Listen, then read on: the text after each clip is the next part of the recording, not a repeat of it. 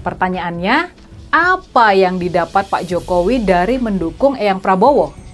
Apa yang bakal didapat keluarga Pak Jokowi dari mendukung Eyang Prabowo? Kalau pasangan Prabowo Gibran kalah di bulan Februari nanti, nasib baik Pak Jokowi di dunia politik pun berakhir. Meski didukung Presiden Jokowi, gara-gara kasus ini Prabowo Gibran bakal kalah, waduh, bandar rugi besar. Bagaimana kita mau takut atau kita khawatir kalau melawan Prabowo yang berkali-kali kalah gitu loh. Prabowo belum pernah punya pengalaman menang, pengalamannya kalah terus. Sebenarnya nggak menyenangkan buat kita bertanding dengan orang yang berkali-kali kalah. Kayaknya gimana gitu, nggak asik gitu loh. Baik. Halo, dengar suara JJ lagi di channel Redaksi Jurnal.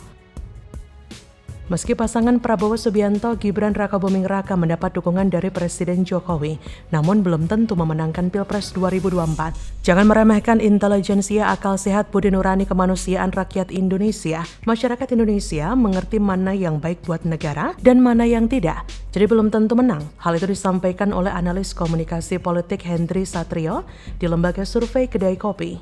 Indikasi Jokowi condong ke salah satu pasangan terlihat dari seringnya Presiden cawe-cawe soal Pilpres 2024. Menurut Hendry, persoalan cawe-cawe tersebut sejatinya telah diketahui jawabannya oleh masyarakat. Apalagi ada sang anak yang maju menjadi cawapres, jadi sulit untuk tidak cawe-cawe. Jadi seluruh rakyat Indonesia tahu jawabannya. Jadi yang kita perlu, kata Bung Karno, budi nurani kemanusiaan untuk menentukan siapa presiden kita di 2024. Tak mudah, tapi pasti bisa. Dalam menghadapi situasi politik dewasa ini, masyarakat dihimbau meningkatkan kepercayaan pada negara ini.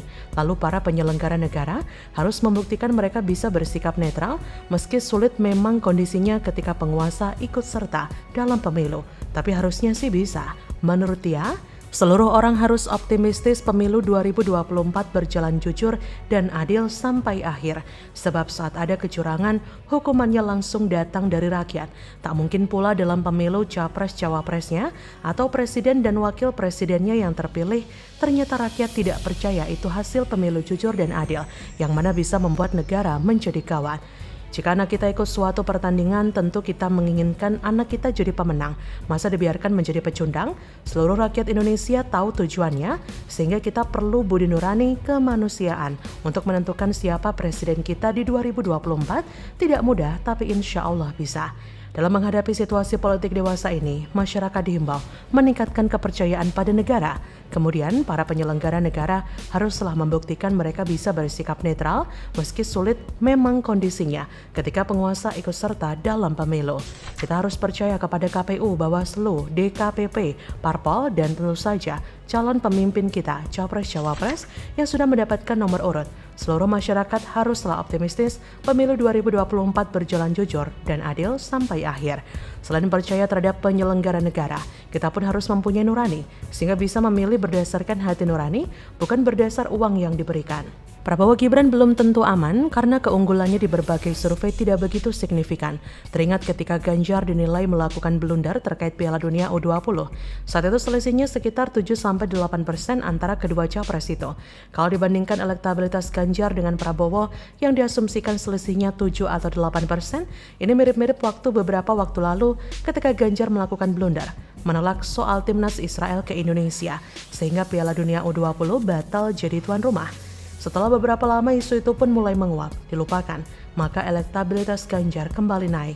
Bahkan ketegasan PDIP dan Ganjar menolak kedatangan Israel di Indonesia dalam Piala Dunia U20 menjadi tambah nilai positif sekarang ini. Apalagi sekarang sedang terjadi pembantaian yang dilakukan Israel di Gaza. Prabowo Gibran didukung Presiden Jokowi serta memiliki partai koalisi yang paling banyak dan partai besar. Keunggulannya dinilai tidak signifikan. Prabowo Gibran seharusnya bisa unggul di atas 15% dari Ganjar. Selisih 7-8% masihlah jauh dari kata aman. Ganjar Mahfud masih berpeluang menyalip.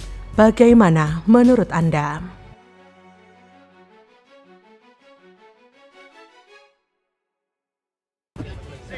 Satu, mendiskualifikasi Prabowo Gibran sebagai calon presiden dalam calon wakil presiden Republik Indonesia, karena kita menilai pencalonan tersebut adalah cacat moral, cacat etika, cacat moral. Rakyat Solo bergerak karena muak. Gugat Gibran 204 triliun rupiah ke pengadilan. Gibran kaget bukan main, malah naik pitam. Demi kekuasaan rakyat pun dikorbankan. Dijalankan aja. Kita hormati semua pendapat. Itu untuk 406 triliun. 204. Ya, ya nggak apa-apa. Semua masukan, kritikan, evaluasi yang kami tampung semua. Nggak bakal menuntut balik, Mas. Nggak bakal menuntut balik pencemaran. Ya, ini semua prosesnya dijalankan saja. Ya. Halo, dengar suara JJ kembali di channel Redaksi Jurnal.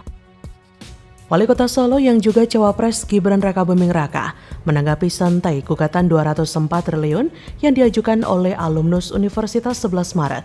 Gibran mengatakan pihaknya menghormati semua pendapat. Ia berkata, "Ya udah, dijalankan saja, kita hormati semua pendapat." Mengenai gugatan 204 triliun yang diajukan, Gibran tidak mempersoalkannya. Disinggung mengenai banyak yang tidak setuju putusan dari MK dan MK, Gibran tidak menyoalkan hal itu. Menurutnya, semua masukan hingga kritikan bahkan evaluasi ia tampung. Ditanya apakah akan menuntut balik, Gibran mengikuti proses hukum yang ada.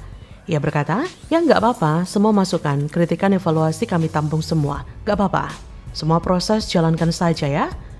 Sebelumnya, penggugat perkara nomor 90 tentang batas usia minimal Capres dan Cawapres Almas Sakibiro dan Cawapres Koalisi Indonesia Maju Gibran Rakabuming Raka digugat di Pengadilan Negeri PN Solo oleh Aryono Lestari. Gugatan tersebut disampaikan secara online. Aryono merupakan alumnus UNS sebagai warga Indonesia yang merasa hak politiknya terganggu dengan putusan MK tersebut. Kuasa hukum Aryono Lestari, Andika Dian, mengatakan pihaknya mengatasnamakan dirinya sebagai tim Gibran, giliran berantakan.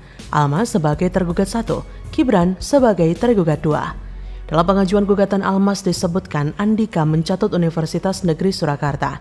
Menurutnya itu bukan UNSA melainkan UNS.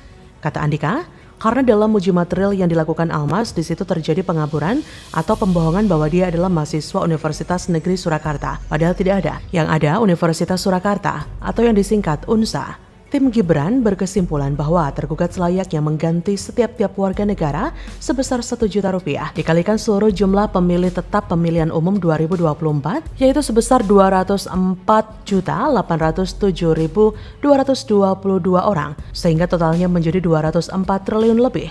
Nilai tersebut diberikan kepada lembaga terkait sebagai anggaran pendidikan dan kepada seluruh warga masyarakat untuk mendapatkan pencerahan mengenai ilmu kewarganegaraan yang baik.